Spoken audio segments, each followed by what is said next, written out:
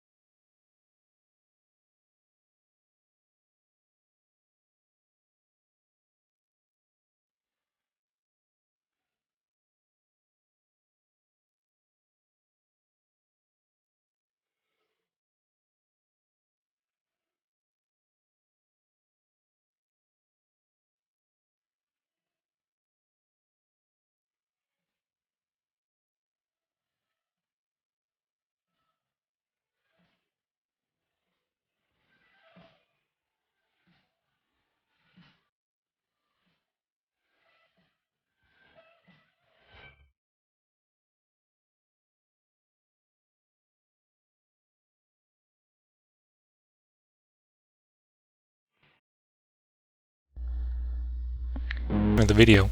I'll be doing a voiceover during this part to give people an idea of what our general strategies are during these matches. The first thing you can see here is that I'm running away from the rep pally, is to try to force their rogue to open up on our rogue so that I can cyclone him right when he pops up. This particular game was pretty straightforward and fast. They weren't able to really land any CC on us, and the priest just wasn't able to keep up with the damage.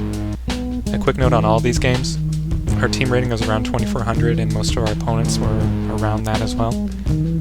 This was the first week with the predatory strikes changes in, so I didn't get any time to practice with it before recording these matches. Also, these matches were filmed in about 2 days. My partners were leaving for Blackrock and I needed to get these games recorded before they left. This was the first game I played with the predatory strikes change, so you can see I'm having some fun with it, throwing out instant cast heals when I don't really need to.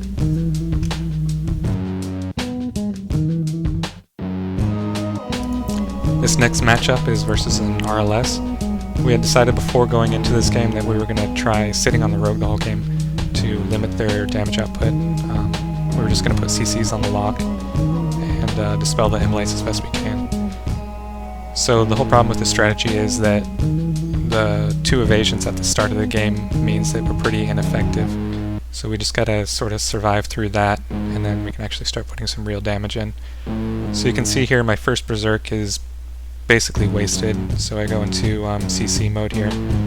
You can see that I'm making sure to get those hexes off like right away. Those are pretty important. I definitely would recommend using a mod to warn you when those are happening. The mod I'm using is actually a mod written by Collective, the guy that we're facing here. So if you like that, you can get it on Curse. So that's pretty much all there is to this matchup. Just make sure you're taking care of the hexes right away. Wait for those evasions to go off, and then you can actually put on some real damage and hopefully win.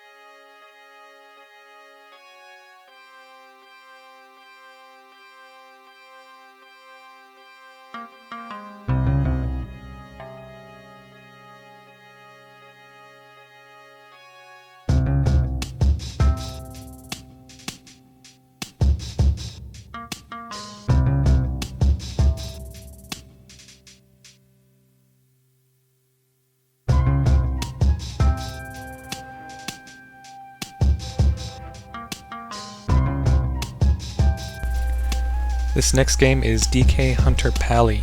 We generally have trouble keeping up with the damage output of Hunter teams, so our goal here was to try to take one of them out of the equation. So the way we're going to do that is by sitting on the Death Knight and forcing him to play defensively.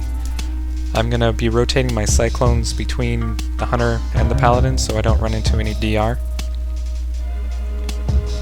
And just try to go all out on that DK to keep him from doing as much damage as he wants to our priest. You can see that even though the DK gets a bop here and it's basically just the Hunter on him, he's still almost able to take down our priest.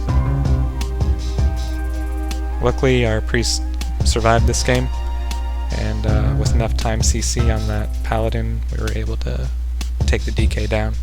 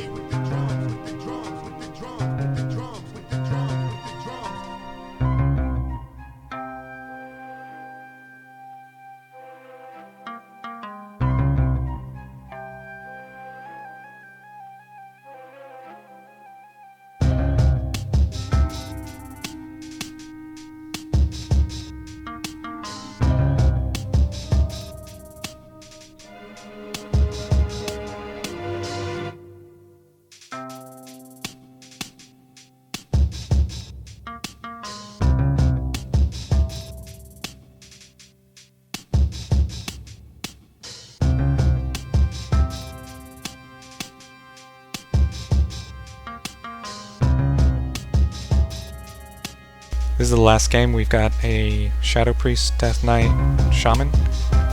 It's a pretty straightforward game, pretty general strategy here. Make sure to get the hexes. And what we're going to do is focus on that Shadow Priest and try to limit their damage. So Cyclone's going on the Death Knight. And then once the Shadow Priest is in a position where it looks like he's going to go down, then you switch the CCs over to the Shaman.